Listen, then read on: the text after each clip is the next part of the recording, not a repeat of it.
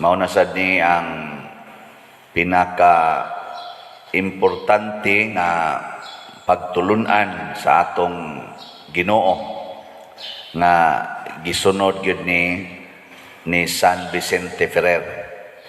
Og unsa man ang kining gitawag og pagpuyo subay sa kamatuoran.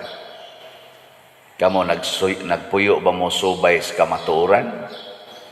Nagpuyo. Di gid mo mamakap. Bisan ganig palayan mo, baka ko naman mong mga naong. Oh. Oh, kanadeng imong ipatina imong buhok di na makak na ka. Di ba? Nya na magipipila nga mo patina kanang imong ipariban imong buhok, ana imong badlis-badlisan imong kilay na makak na ka. Kay di man ginamo itinuod, di ba? Imong paputio ng imong naong bisag brown unta na. Makak na kana ginagbay pa kay nang bakaka pero bakak gihapon. Di ba? Nya, di ka kahimo pagpamakak, mga bana, magpakaulitaw, basta wa dihang asawa. No? Nya, mga asawa sad, magpakadalaga, magpa-cute-cute sad na kanahandag ko. No? Basta wa dihang bana, ang mga ulitaw, magpakabana sad, siging panukhang, mura sa kunhoy asawa niyang iyang uyab. Mga way kasal, magpuyo-puyo, mura sa kunuhay silag minyo, no? Mga babae, magpakalaki, mura sa kunuhay silag laki, siging dugdog anang ila kunuhay asawa, bisag pariha sila pulos babae, or kaha pulos laki, makak ba? Ang madre, mura sa asawa pare. Ano bang, di bitaw ta kamaong mupuyo sa kamatuoran? Daghan kayo. Muna si San Vicente Ferrer, naningkamot gid siya pagpuyo sa kamatuoran. Pero dili baya sayon ang pagpuyo sa kamatuoran, di ba? Lisodoy. Tanawa sa unang pagbasa. Si Shadrach, Meshach og si Abednego, mga Israelita man ni sila nga nabihag sa ilang kaaway dito sa Babylonia niya ang hari katos Nabucodonosor. O niya kay naaman sila Diyos-Diyos dito. Niya supak mo na sa kamatuuran nagipuy-an sa mga Israelita nga mosimba kag mga idolatry kanang lain nga Diyos-Diyos. Giing na dayon sila ni Nabucodonosor, di gani mo muluhod, di gani mo musimba ning akong Diyos-Diyos. Karon dayon iiksa ta mo anang firing furnace na kanang kalayo, isugba ta mos kayo. Kamo gingnon mo ana, sa mo simba pa mo. Nanaron diha ang mga dili Katoliko ba, Gada og Armalite. Iphan mo na mo 20 counts. Di gani mo manggawas, rakrakan mo na mong tanan. Saman, padayon pa mong simba. Bisag wa nay pare. Ang kuya mag-una og lakaw ang pare, no? Adlo ko kulba sa di ba? Oo na. Unsa may gitubag pagkanindotas tubag ni Shadrach, Meshach og Abednego. Ingon dayong ingos Nabucodonosor, sige, kinsa man nga Dios nga mo luwas ninyo kung isugba na tamuan ng kayo na ay Ginoong mo luwas ninyo, luwason mo sa inyong Ginoo. Tubag dayon ang tulo ka batan-on, mahal nga hari, kung luwason mis Ginoo, maluwas gid mi. Pero di sad mi niya luwason, adi sad mi maluwas. Pero luwason man mi niya og dili, di gid mi mosimba ng imong Dios-Dios. Ninduta pagkasulti, no? Gi-apply ko na sa sugo sa Ginoo. Ang sugo sa Ginoo mao man ang kamatuoran gyud. Ingon siya, ayaw na mo paningil anang utang. Nya mo ingon dayon ang kaning imo bang huna-huna ba? Na madihang yawa, ang yawa man ay mosulti. Sige, ayaw paningil, mapobre gyud ka. Mapurdoy gyud ka. Wa na jud kay kaon basta di ka maningil. Kinsa may muluwas nimo anag wa na kay kwarta, unsa pa may imong ipalit og pagkaon, unsa pa may imong igasto anang imong anak nga nag-eskwela, unyag masakit ka unsa pa imong ibayad sa ospital. Anaon man ka? Di ka maningil, nya kana sila hayahay kayo na, sige dawat og kwarta ay wa gyud kahinomdom og bayad. Sige na sila sweldo gud, nya nganong di man gyud mo partial. Di ba? Anaon man ka no? Nya unsa may imong itubag? Unsa may imong itubag anang yawa nga nada nimo? Ha? Sundanin kang Sadrak, Misak, ingda kung tagaan kog kwartas Ginoo, makapalit kog tambal, makapaeskwela ko sa akong mga anak, makapalit kog pagkaon. Pero di sa kunya tagaan. Aw, wa na sa kuya makaon. Pero tagaan man ko niyag sa dili, di gyud ko maningil anang utang. Nindot ano? Anong inyo man kong tutukan? Dili ba sakto ang pagkakuan? Sige, ari na lang tas ka ng tinood yun. Bati mo ng utang. Kanang asawa ka ba, urbana ka, nya imong bana nangabit. Nya ingnon dayon ka sa imong unahuna nga, badlo nga. Kana, nya og di gyud patuo buwag kina magantos gyud ka ana. Patay gyud kas pagantos. Ano? Wa nay batasan. Gayon sa may isulti. O asawa ka, urbana, sa may mong isulti. Kung iyang buwagan, malipay ko. O di niya buwagan, guol kayo. Pero malipay man ko or maguol, di gyud ko makigbuwag sa akong bana or sa akong asawa. Nindot ano? Sakto ba? Di gyapon. Grabihan naman sa ninyo. Sige na lang, ari na lang sa akong kaugalingon. Manitan, wag mo palit sa slat, no? Wag mo palit. Naparabay na. Ari na lang mo apply ni kamaturan. Napa may nahibilin ani rong atong usos BF, 8,000 atong ibaligya, ang halin kay 5,892 na. Sige, atong pakpakan. Nindot na. Pero budget mo ni nato karong pista. Naapa may nahibilin nga 2,108 ka slots. Labing minus raman ni nga atong budget. Di posible gyud nga dili ni kasapar sa atong mga gipang desire nga mga buluhaton. Moingon gid ayon ni akong unahuna, pugsa na sila, ingna na sila nga maimpierno nagdi na mo palit. Ako moingon jud ko nga di gina nimo ingnon ana, di gina mahalin tanan. Nya ikumpulsori na nga kutob mo simbab tagay ginagsobre labing minus usa ka slot ilang paliton. Sige lang na silang simba diha mo kalawat pa na nya wa maginahughog kolekta. Mo ana man na akong nahuna usahay, niyawa ba mohonghong. Nya moingon ra gyud ko nga og mahurot ni kahalin lipay na atay mabayad nga budget sa kaning para sa pista, malampuson ang pista. Pero di sa di mahalin o hurot, o wa na sa mo palitan guol sad. Makansil na sad ang ubang mga activity para sa pista. Pero madayon man ang activities or makansil man, di gyud ko mamugos o papalit og slot. Kinahanglan gyud nga malipayon silang mopalit. Total nasayod naman na sila nga ang langit mao'y premyo kung mopalit.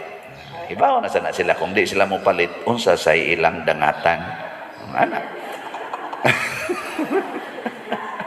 Imo ba ganang pugson? Naibaw naman ang daan. Sige pagitag pinugsanay.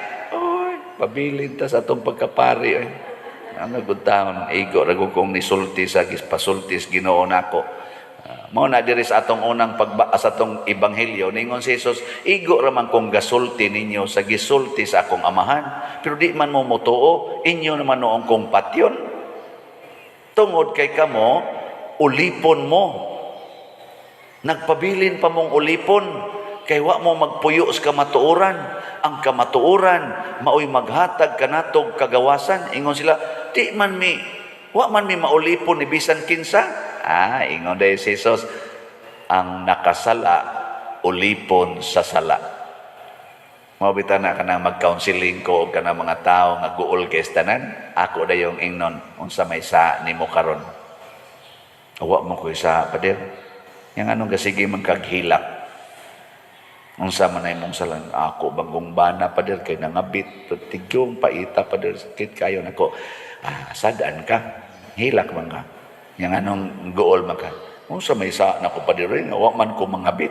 Ika lagi sadan. Kay gusto magod ka og bana nga way kabit.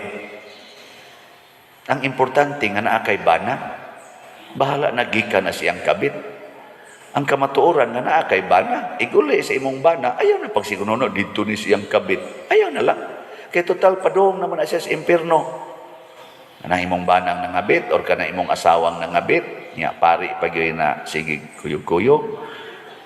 Padong na sa impierno Unya, maghilak-hilak pag yung kadiha, kay gusto dyan kang mukuyog nila sa impyerno.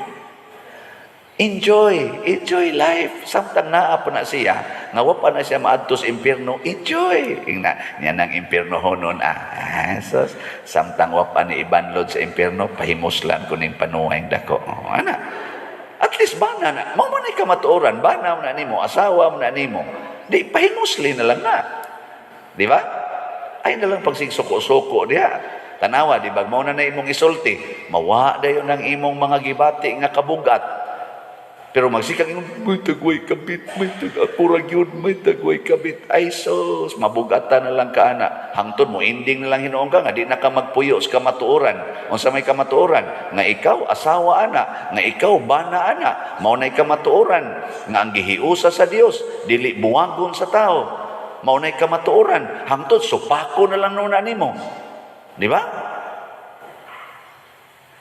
Inyo magyapon kong tutukan. Gisulti lang na nako, tanawa, di ba? Murag kapatyon na mo nako. Mao sa nagidangatan ni Kristo. Sa siging sulti ni Kristo, kung tamparoson inyong pikas aping, ipatamparos lang pikas, higugmaalan ng inyong mga kaaway, kay bisan pag inyo na ng kaaway, matod pa ni Kristo, gihigugma ka na sa Dios nga inyong amahan. Wa siya'y pagpinig-pinig, kinahanglan magbuhat mo sa gibuhat sa inyong amahan. Ingon sila, mga anak ming Abraham, di ba? Niingon man sila diri, no? Mga anak ming Abraham. Ingon des Kristo, og anak pa bong Abraham, nagbuhat unta mo sa gibuhat ni Abraham. Si Abraham nalipay kaayo nga nagtan-aw nako nga nahimo kong tao. Wa man magbuhat si Abraham nga gipatay niya ang sinugo sa Ginoo. Kamo noon inyo manong kung gustong patyon nga gikan man takos Ginoo, duwa man magbuhat anis Abraham nya mangangkon mo nga inyong amahan si Abraham nya nagbuhat mo gibuhat nga opposite sukwahi sa gibuhat sa inyong amahan. Unsa man mong klasihas pagkaanak? Ano man di ay? Si Abraham di ay, di dito mo palit og slat.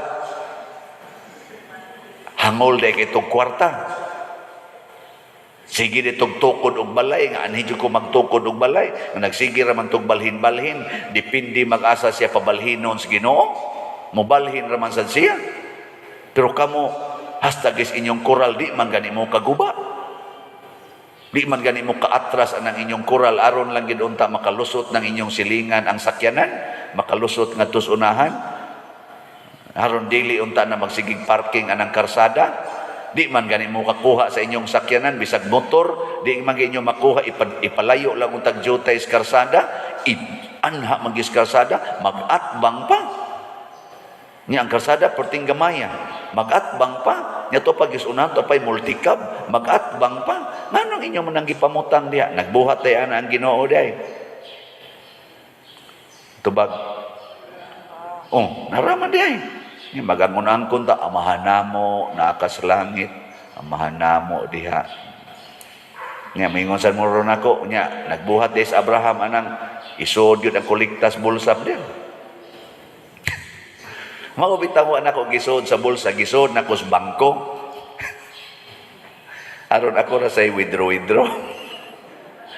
Di ang akong bank book, ako na akong bank accounts, ako na nang surrender sa atong finance council. Ila na nang gikwinta tanan diha. Na di ko kapatuyang og withdraw kay ila nang kwintahon. Nya auditon pag yun. Ito mga auditor ay mga managsuon ra ba na. Kuan kayo, strikta kayo. Gabaan ginas pare. Pader, wa lagi ni pirma. Pader, pirmahin ni basta daghanahin ng pirmahanan. I-approve ni ba. Pero pasalamat lang po ko kay buutan kay sila. Hasta pare dili ilhon.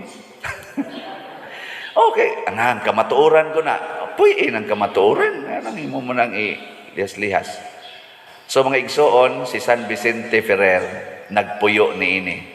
Og tungod kay sakit man ang kamatuoran nga puy-an at the start, iyang gi-highlight ang kamapailobon sa Ginoo. Pailob. Gisakitan ka karon sa pagpuyo sa kamatuoran, pailob lang. Sakit ba yan? Nga pagyapon mahurot ang slots, pailob lang. Sunod adlaw, hurot lagi na. Tungod ang kapilin niya, bago pa mang nahuman gyud ang kapilin niya sa consecration. Pag dangtag mga usak simana, di ba? Napatoy mga kuwa nga mga 3 million, 5 million ba to sa kanibang sa 10 million na budget ba para sa consecration. Sige, paminaw sila sa Monsignor Rubin, sila Father Mar Balili, kay sila biyagada sa kaning activity. Sige na kunog tawag si Father Mar, Nyor, amang yun makuha ni Padre Siano ang budget nyo. Unsa ka ni, makuha ka ninyo. Ada, salig lang ta ng Siano eh. Baga bitaw nagnaw. Nya padong naman to pizza 13 sa Marso ba. Sige mo ko yung natola. Hapit na mo kuan na ato ning hotdon. Pagka mga pizza 8 kay nahurot man to. Marso. Pag misa dito pizza 13 ni appeal ko dito. Nya ako naman tong gi-announce dito. Wa na kuan na 10.5 na ang atong natigom. Party pakpak sa mga tao. Pag humana, pagpangaon na namo, ingon des mo si Ruben, nakuha gini mo na. Nako, anak ginanyo, basta magpailob lang kita. Para ko na magsahod kag tubig, nya, to ra, ay lagi nagkuha ang imong gisahod. Biya, lagod usa. Tiks-tiks ka dito sa daple, mag-tiktok ka, igsunod di mo tanaw, puno na. Di ba? Wala, tag 5 kaslat kada adlaw, usahay mo abot sa 50, usahay 100 kaslats, karon mga 200 man ni kaslats ang napuno. Basin pa day unya 500 na ni kaslats ang mapuno, no? Ana. Man mo mutuon ako gid. Sige na, pailob lang ta. Manindog, manlohod.